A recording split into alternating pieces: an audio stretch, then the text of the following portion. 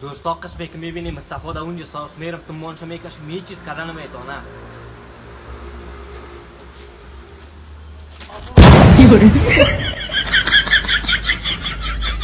ما در افغانستان زندگی میکنم.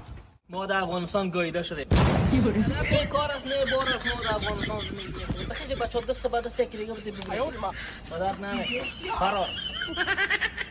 بابا ما سر نفری شک داریم که کسی دیگه هم جور هستی. نه با مصطفی سر نفری شک نکن بسیار خوب دختر است او. تو باش تو من تلفنش آوردم حالا برای زنگ بزنم.